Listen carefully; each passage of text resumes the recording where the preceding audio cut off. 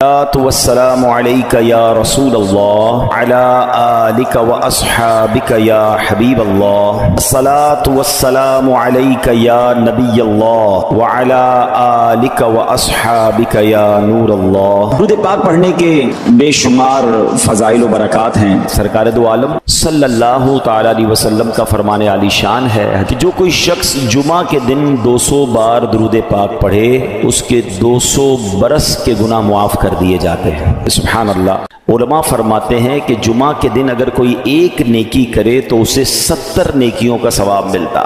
ہمیں اس دن تلاش کر کے نیکیاں کرنی چاہیے، درود پاک پڑھیں، تلاوت قرآن کریں، ہو سکے تو جمعہ کے دن سورہ یاسین پڑھیں۔ صلو علی الحبیب صلی اللہ تعالی علی محمد صلی اللہ علیہ وسلم۔ نبی پاک صلی اللہ تعالی علیہ وسلم کا فرمان ہے جس کا مضمون ہے کہ مرنے کے بعد بندے کا اعمال نامہ منقطع ہو جاتا ہے، ڈسکنیکٹ ہو جاتا ہے۔ ہم مر جائیں گے، اب نیکیاں نہیں کر سکیں گے، مرنے کے بعد ایک بار سبحان اللہ کہنے کا موقع بھی نہیں ملے گا، مگر فرمایا 3 باتوں کے علاوہ 3 چیزیں جاری رہتی ہیں مرنے کے بعد بھی۔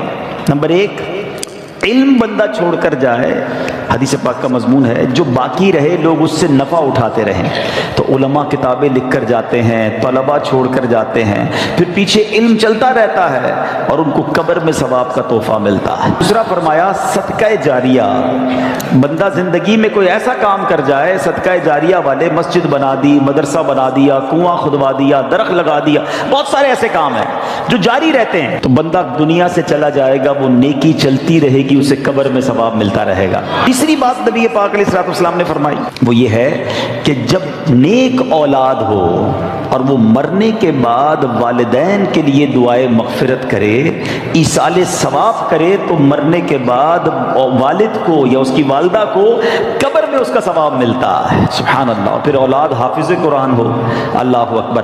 حفظ قرآن کے فضائل اس قدر بیان ہوئے، احادیث کا مضمون ہے کہ جو حافظ قرآن ہوتا ہے نا، وہ حافظ قرآن جس نے قرآن کو یاد کیا، اس کے حلال کو حلال جانا، اس کے حرام کو حرام جانا، بروز قیامت وہ اپنے گھر والوں میں سے ایسے 10 لوگوں کی شفاعت کرے گا جن پر گناہوں کی وجہ سے جہنم واجب ہو چکا تھا، اتنے گناہ ہو گئے تھے کہ جہنمی بن گئے تھے، مگر حافظ قرآن ایسے 10 لوگوں کو گویا جہنم سے نکال کر جنت میں لے جائے گا۔ قیامت کے دن جنہوں نے قرآن حفظ کیا ہوگا، قرآن پڑھا ہوگا، ان کے والدین کو جنتی لباس پہنایا جائے گا، جنت کا تاج پہنایا جائے گا۔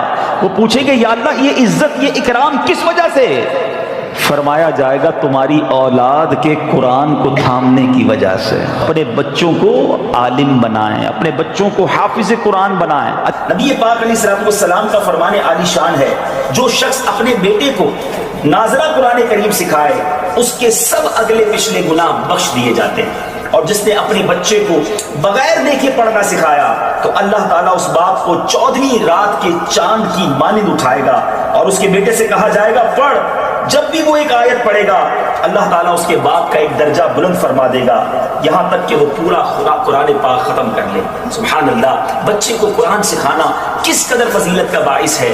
آج نارملی ہم یونیورسٹیز، کالجز اور دنیا بھر کی تعلیم سکھانے کی فکر تو کرتے ہیں، اے میرے میٹھے اسلامی بھائیوں، کیا اپنے بچوں کو قرآن پڑھانے کی ہمیں فکر ہے؟ دنیا بھر میں جہاں کہیں ہیں دعوت اسلامی کے مدنی ماحول میں قرآن پاک سیکھنے سکھانے کا بڑا زبردست طریقہ موجود ہے، سسٹم موجود ہے۔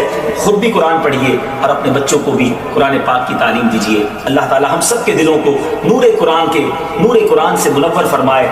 یہ بڑا مجرب ایک عمل ہم نے دیکھا، بزرگوں سے سنا کہ جس کے یہاں بیٹا نہ ہوتا ہو یا بیٹی کی تمنا ہو تو وہ سیدنا حمزہ رضی اللہ عنہ کے مزار پر حاضری دے کر یہ تمنا کرے کہ یا اللہ ان کی برکت سے مجھے بیٹا عطا فرما، اور جب بیٹا عطا ہوگا تو میں اس کا نام حمزہ رکھوں گا۔ کئی حمزہ ملے مجھے، یہ بتایا تھا، ہم نے وہاں جا کے نیت کی اور یہ حمزہ ہمیں مل گیا۔ تو چلیں جو نہیں جا سکتے آج ان کا تصور کر کے اللہ سے دعا کرنی ہے کہ اللہ ان کے صدقے بیٹا عطا فرما دے، ہم بیٹا نبی پاک کے مبارک چچا کے نام پر حمزہ رکھیں گے، میرا کریم مولا دینے والا ہے اور اچھوں کے صدقے ہم پر بھی کرم ہو جائے گا انشاءاللہ۔ اچھا، حافظ قرآن کے حوالے سے ایک مدنی پھول اور دوں، یہ غفران بیٹا کے لیے بھی ہے، یوسف بھائی کے لیے بھی اور باقی لوگوں کے لیے بھی، کہ جب آپ کے بچے یا بچی حافظ قرآن بن جائے نا، ہمارا بہت بڑا ٹارگٹ ہوتا ہے یہ حافظ بن جائے۔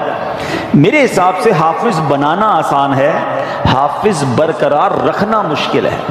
جیسے جیسے عمر بڑی ہوگی نا، اس کی زندگی میں اور مصروفیات بھی آئیں گی، تو اب حفظ بھلا دیتے ہیں لوگ، تو اس کا شاندار طریقہ یہ ہے کہ اب حافظ بن گئے، اب مرتے دم تک قرآن یاد رہے، اس کا انتظام کرنا ہوگا، روزانہ دہرائی بھی ہوگی، جب کاروبار نوکری پہ لگ جائیں تب بھی روز کا 1 گھنٹہ مخصوص کرنا پڑے گا جو قرآن کو دہراتا رہے، ہر رمضان میں مصلی سنائیں تاکہ یہ حفظ باقی رہے، ورنہ چلا جاتا ہے۔ تو اگر آپ کو بچوں کو حافظ بنانا ہے بنانا چاہیے، لیکن اس کے بعد کا بھی نظام بنانا چاہیے۔ پہلے مدرسے میں پڑھاتے ہیں، حافظ بناتے ہیں، پھر اسکول میں ڈالتے ہیں، وہ جو مدری منا ہوتا ہے بابو بن جاتا ہے، اور اس کے بعد اس کو پتہ نہیں ایسی لائن میں ڈال دیتے ہیں کہ وہ سارا قرآن بھول جاتا ہے۔ تو اگر آپ نے حافظ بنایا تو بہترین طریقہ یہ کہ اس کو اب عالم بنائیں، کیونکہ جب بندہ حافظ بن جاتا ہے نا، اللہ پاک اس کے دماغ کو بہت کھول دیتا ہے، اس کے سینے کو کشادہ کر دیتا ہے، علم کا نور اب اس کے اندر آنا شروع ہو جاتا ہے۔ تو جب وہ عالم بنتا ہے تو کہتے ہیں نا سونے پہ سہاگا، نور علی نور ہو جاتا ہے۔ تو اپنے بچوں کو حافظ بنائیں اور پھر عالم بنائیں۔ لوگ بڑے فخر سے کہتے ہیں میرا بیٹا P H D, doctor, engineer, ایک حدیث نہیں سنا سکتے کسی انجینئر کی فضیلت کی، کسی ڈاکٹر کی فضیلت کی۔ علماء کی فضیلتوں کے باب بھرے ہیں۔ نبی پاک علیہ الصلوۃ والسلام فرماتے جس کا مضمون ہے جب اور لوگ قیامت کے دن جنت میں جائیں گے نا تو علماء کو روک لیا جائے گا کہ رکو، باقی لوگوں کی شفاعت کر کے انہیں بھی جنت میں ساتھ لے جاؤ۔ علماء کہتے ہیں جو عابد ہوتا ہے نا، عبادت کرنے والا، نماز پڑھنے والا، نیکی کرنے والا، وہ تیراک کی طرح ہوتا ہے جو تیرتے تیرتے دریا پار کرتا ہے، تھک بھی جاتا ہے، مگر جو عالم ہوتا ہے نا وہ کشتی کی مانند ہوتا ہے، لوگ اس میں سوار ہوتے ہیں، وہ سبھی کو پار لگا دیتا ہے۔ تو اب لوگ آپس میں باتیں کرتے ہیں کہ یار خاندان میں ایک ڈاکٹر ہونا چاہیے، خاندان میں ایک وکیل ہونا چاہیے، جناب خاندان میں ایک عالم ہونا چاہیے، اللہ وہ دن دکھائے کہ خاندان میں ایک مفتی ہونا چاہیے، ایک حافظ قرآن ہونا چاہیے۔ ایسے بچے بناؤ تو انشاءاللہ یہ مرنے کے بعد آپ کے لیے صدقہ جاریہ کا باعث بنیں گے۔ آج بچوں پہ توجہ نہیں دیتے ماں باپ، بعد میں سر پکڑ کے روتے بھی ہیں بچہ نشے میں چلا گیا، غلط صحبت میں چلا گیا۔ آپ کو چاہیے تھا کہ آپ اس کی ایسی تربیت کرتے، اچھا مدنی ماحول آپ کے سامنے دعوت اسلامی کا ہے جہاں بچوں کی تربیت کا انتظام بھی موجود ہے، بچیوں کی تربیت کا انتظام بھی ہے، والد کی تربیت کا انتظام بھی ہے، والدہ کی تربیت کا انتظام بھی ہے۔ ہر طرف دعوت اسلامی نے مدرسے، جامعات، پھر ماشاءاللہ گھر بیٹھ کر مدنی چینل دیکھیں تو سب کی تربیت ہونا شروع ہو جاتی ہے۔ تو یہ سوچ لینا آپ کہ ہمارے مرنے کے بعد ہماری اولاد اگر نیک ہوئی نا تو وہ کام آئے گی۔ وہ روایت سنی نا آپ نے کہ حضرت عیسیٰ علیہ السلام ایک بار ایک قبر کے پاس سے گزرے، اس قبر پر عذاب ہو رہا تھا، تھوڑے عرصے بعد واپس آئے، اسی قبر کے پاس سے گزرے تو اس میں انوار و تجلیات کی بارش۔ آپ نے کہا یا اللہ پہلے عذاب ہو رہا تھا، اب رحمتیں برس رہی ہیں، یہ سب کیسے ہوا؟ ارشاد باری ہوا عیسیٰ جب یہ بندہ دنیا سے گیا تھا گناہگار تھا، بڑے گناہ کیے تھے، قبر میں عذاب ہو رہا تھا، مگر اپنی بیوی کو پریگننٹ حاملہ چھوڑ کے مرا تھا۔ اس کے یہاں بیٹا پیدا ہوا اور یہ بیٹا جب تھوڑا سا بڑا ہوا تو مدرسے گیا، اور جب مدرسے گیا تو قاری صاحب نے کہا بیٹا پڑھو بسم اللہ الرحمن الرحیم۔